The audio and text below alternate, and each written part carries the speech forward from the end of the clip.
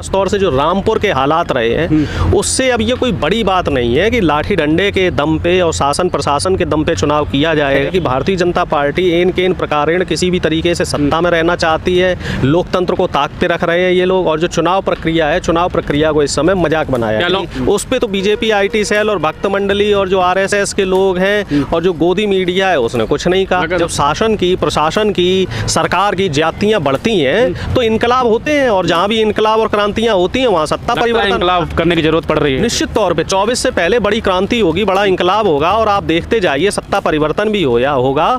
जब हिटलर की नहीं चली और जो बड़े बड़े तानाशाह रहे उनकी नहीं चली, तो हमारे देश में खैर ये बीजेपी के जो लोग हैं जो मोनोपोली करना चाह रहे हैं, जो तानाशाही करना चाह रहे हैं, तो इनकी कहाँ चलेगी। नमस्कार, आप देख रहे हैं लाइव टीवी इंडिया और मैं आपके साथ जुनैद अंसारी। और लगातार जो है जब से रामपुर उपचुनाव के नतीजे आए हैं, जो चुनाव हुआ उसके बाद जो है गुजरात में जो चुनाव संपन्न हुआ उसके बाद लगातार जो है सवाल उठ रहे हैं। गुजरात में EVM को लेकर सवाल उठ रहा है, तो रामपुर में जो है प्रशासन को लेकर सवाल उठ रहा है। जिस तरीके से कहा आरोप लग रहे हैं कि वोट नहीं डालने दिया लोगों को, लाठी डंडे चले, वोट तक पहुंचने नहीं दिया गया, एक विपक्ष की पार्टी को मतलब वोट डालने का अधिकार तक छीन लिए गए, ऐसे आरोप हैं। लगातार हम आपको खबर दिखा रहे हैं, लोगों से बातचीत कर रहे हैं, और आपको बता दें कि लोग भी अब इस पर कह रहे हैं कि दोबारा उपचुनाव होना चाहिए। सुप्रीम कोर्ट में याचिका दायर है, हालांकि अभी सुप्रीम कोर्ट का फैसला नहीं आया, जैसे आएगा उसको भी हम बताएंगे। तो प्रोफेसर साहब हमारे साथ है, डॉक्टर अवनीश यादव, इनसे बातचीत करेंगे। डॉक्टर साहब, पहले तो आपका बहुत बहुत स्वागत है। जी, बहुत बहुत धन्यवाद। जी, आज जिस तरीके से रामपुर में जो हुआ, जिस तरीके से वोट डालने का अधिकार कहा जाता है कि सभी को है, लेकिन वोट डालने नहीं दिया गया, प्रशासन पे बड़ा आरोप लगे हैं। बहुत सारे वीडियो आपने भी देखे होंगे। नहीं, निश्चित तौर पे इस बार जो उपचुनाव हुआ है तो इसमें पुलिस प्रशासन ने और शासन सत्ता ने खास तौर पे रामपुर को टारगेट किया है। आजम खान साहब की छवि को धूमिल करने का प्रयास किया गया है और उनके गढ़ में सेंध मारने का प्रयास किया गया है। बीजेपी इस तरह के टारगेट, छोटे छोटे टारगेट लेके हमेशा चलती रही है। पिछली बार आजमगढ़ में इन्होंने काफ़ी धांधली करी थी, जो आजमगढ़ का उपचुनाव हुआ था। इस बार रामपुर के उपचुनाव में ये रहा। हालांकि इन्होंने मैनपुरी में भी कोशिश करी, मैनपुरी में इनकी कोशिश सफल नहीं हुई।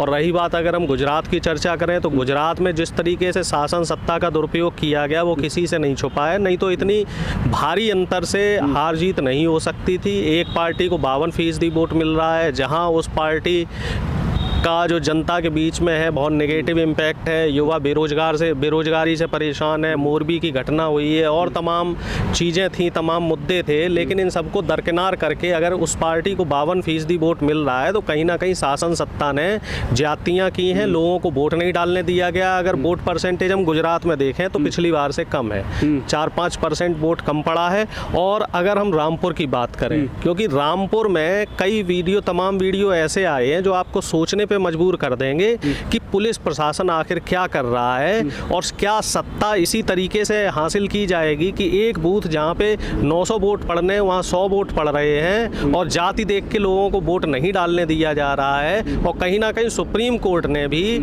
तभी आवाज़ में ये कहा है कि TN सेशन साहब जैसा चुनाव आयुक्त होना चाहिए।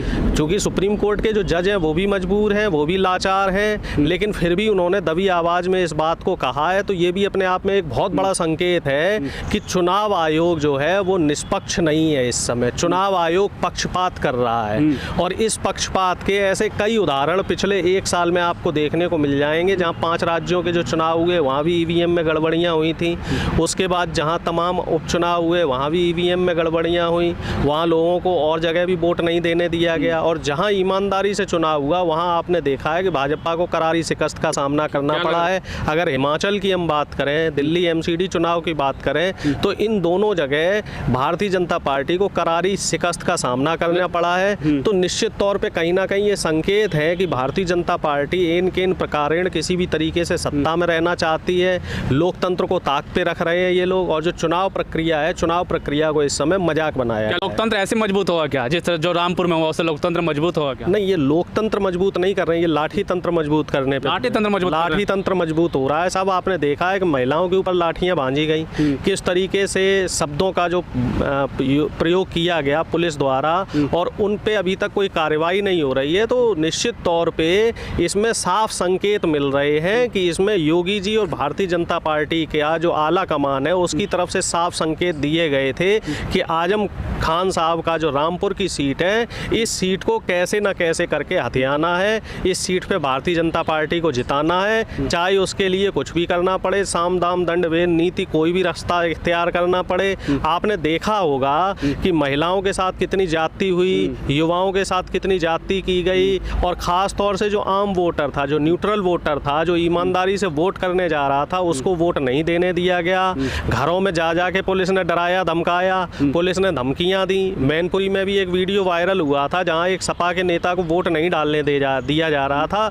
जब उसने बहुत प्रतिरोध किया तब जाके, और वो किसी ने वीडियो वो वायरल कर दिया, तब वहां पे जाके पुलिस प्रशासन जो है वो चेता और वो कहीं बैकफुट पे आया। यही उपयोग है क्या? आगे क्या फिर उम्मीद की जा सकता है? अगर कुछ लोग खड़े नहीं हुए, जनता खड़ी नहीं हुई, तो क्या और भी हो सकता है कि ऐसा? निश्चित तौर पे देखो, इस समय तानाशाही चरम पे है।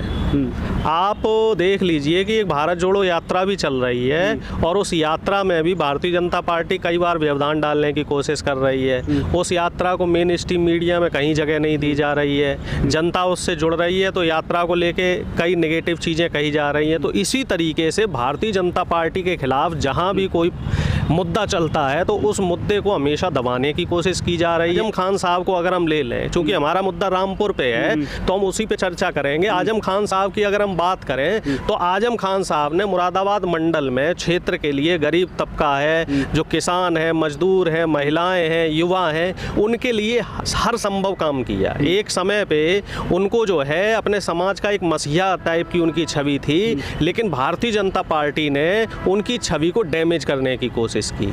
उन्होंने जो संसद में एक कमेंट किया था तो वो कोई ज़्यादा बड़ी बात नहीं थी, इससे भी खतरनाक कमेंट तो हमारे मोदी जी करते रहे। मोदी जी ने रेणुका चौधरी जी की जो तुलना थी वो सूपनखा से कर दी थी। उस पर तो बीजेपी IT सेल और भक्त मंडली और जो RSS के लोग हैं और जो गोदी मीडिया है उसने कुछ नहीं कहा। लगातार ये मांग की जा रही है कि रामपुर में दोबारा चुनाव, जनता इंतजार कर रही है कि सुप्रीम कोर्ट का फैसला क्या होता है। क्या लगता है कि दोबारा चुनाव होना चाहिए उपचुनाव में? नहीं, अब मुझे तो नहीं लगता कि चुनाव होगा। हाँ, देखिए, होना चाहिए और होगा, दोनों में फ़र्क है ना।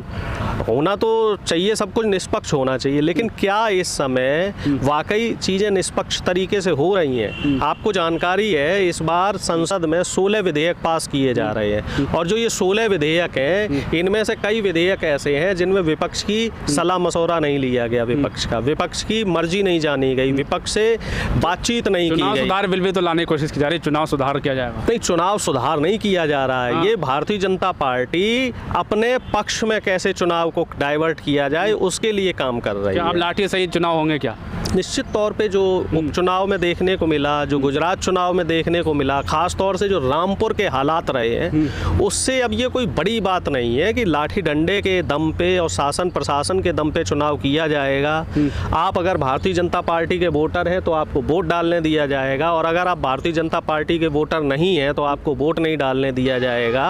तो इस तरीके से तो मैं समझता हूँ कि अगर ऐसे ही हालात रहे तो ये चुनाव प्रक्रिया आप बंद कर दीजिए। आप फिर क्यों ढिंडोरा पीटते हैं कि हम लोकतंत्र देश हैं, हम संविधान को मानने वाले लोग हैं? अब संविधान की बात कहाँ हो रही है? अब तो ये तानाशाही है, और इस पे हमारे जो प्रधानमंत्री जी हैं वो मूक हैं, मुख्यमंत्री जी जो हैं वो मौन हैं, इस पे कोई बात नहीं करता। एक तरफ जो अखिलेश यादव लगातार ये कह रहे हैं कि प्रशासन ने लाठी के दम पे जो है रामपुर चुनाव जीता है, तो दूसरी तरफ मायावती जी कह रही है कि समाजवादी अखिलेश यादव ने जानबूझकर जो है आजम खान को हराया, उनको कमजोर करने के लिए। देखिए, मायावती जी की तो बात करना ही व्यर्थ है। मायावती जी ने इस समय बहुजन समाज को बीजेपी के हाथों गिरवी रख दिया है। मायावती जी आजम खान में तो गुड्डू जमाली को चुनाव लड़वा सकती हैं, क्योंकि वहाँ सपा के प्रत्याशी को हरवाना था। हालांकि हमारी पार्टी ने उपचुनाव में ना तो आजमगढ़ में कोई प्रत्याशी उतारा था, ना यहाँ मैनपुरी और आजमगढ़ इसमें रामपुर में कोई प्रत्याशी था। हम समाजवादी पार्टी का हमने खुल के समर्थन भी किया, और जो प्रत्याशी जिन्होंने, जो कांग्रेस के एक नेता थे, उन्होंने जो नवाब साहब ने जो विरोध किया था, तो उनको हमने पार्टी से भी बाहर निकाल दिया था। हमारा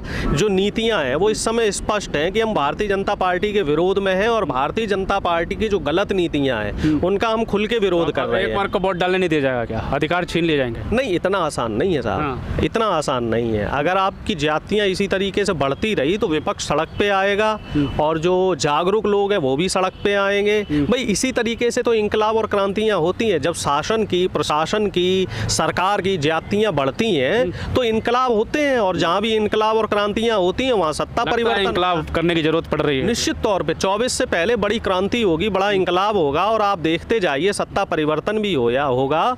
जब हिटलर की नहीं चली, चली और जो बड़े बड़े तानाशाह रहे उनकी नहीं चली, तो हमारे देश में खैर ये बीजेपी के जो लोग हैं जो मोनोपोली करना चाह रहे हैं, जो तानाशाही करना चाह रहे हैं, तो इनकी कहाँ चलेगी हाँ, साहब। जो लास्ट में ये पढ़ेंगे, अब बहुत दिनों बाद जो एक प्रतिक्रिया आई अब्दुल्ला आजम खान के बेटे हैं, उन्होंने कहा कि मैं बड़ा बदनसीब हूँ, एक सच को सच साबित ना कर सका और सच हार गया और झूठ जीत गया। देखो साहब, सच कभी नहीं हारता, सच तपता है, सच को साबित करने में समय लगता है, लेकिन अंततोगत्वा जीत सच की होती है। और एक चुनाव हारने या जीतने से आपके मुकद्दर का फैसला नहीं होता है। रास्ता लंबा है, सफ़र मुश्किल है। मैं अब्दुल्ला आजम खान साहब से कहना चाहूँगा कि आपको ऐसे अपने हौसले नहीं डिगाने हैं, ठीक है। लंबी लड़ाई है, ज़मीन पे आइए, संघर्ष कीजिए, जनता के बीच में बातचीत कीजिए, जनता से समर्थन लीजिए, क्योंकि फाइनली जो अंततोगत्वा जो सर्वमान्य है, जो सर्वोपरि है, वो जनता जनार्दन है। सर्वोपरि हमारा संविधान है, सर्वोपरि हमारे देश के लोग हैं। इन जैसे जो मनवादी विचारधारा के लोग हैं, ये ज़्यादा दिनों तक सत्ता पे काबिज नहीं रह पाएंगे। चलिए, बहुत बहुत शुक्रिया आपका। बिल्कुल साफ तौर पर मैंने बातचीत करी रामपुर में उपचुनाव जो हुआ, उसके बाद जो लगातार चर्चा जो है अब पूरे देश में होने लगी है कि किस तरीके से जो भारत जो है सबसे बड़ा देश, विश्व में लोकतांत्रिक देश है, और जहाँ लोकमत यानी मत का प्रयोग करने से रोका गया प्रशासन की लाठियों के द्वारा, ये सच्चाई जो पूरी सोशल मीडिया पे छाई रही, खबरें आई, प्रशासन कई जो है विपक्ष के नेता जो हैं, यहाँ समाजवादी के नेता, वो लोग लगातार अपील करते रहे चुनाव आयोग से कि इसे रोका जाए प्रशासन। यहाँ तक कि एक दिन पहले जो समाजवादी के जो प्रत्याशी थे हाशिम रजा, वो सड़कों पे थे कि पुलिस के द्वारा चुनाव ना कराया जाए, मिलिट्री उतारी जाए, लेकिन ऐसा कुछ भी नहीं हुआ। और आपने देखा कि नतीजे क्या हुआ, कितनी वीडियो वायरल हुई, कितनी लाठी चली। हालांकि अब्दुल्ला आजम ने कहा कि सच हार गया और झूठ जीत गया, लेकिन ऐसा जैसे प्रोफेसर साहब ने कहा था कि सच जो है कभी नहीं हारता। सुप्रीम कोर्ट के जो फैसले का है इंतजार रहा है, रामपुर वालों को भी इंतजार है और लोगों को भी इंतजार है। क्या फैसला होता है, जैसे भी कुछ फैसला होता है हम सबसे पहले आपको दिखाएंगे। हमारे साथ बने रहिए, तब तक के लिए धन्यवाद।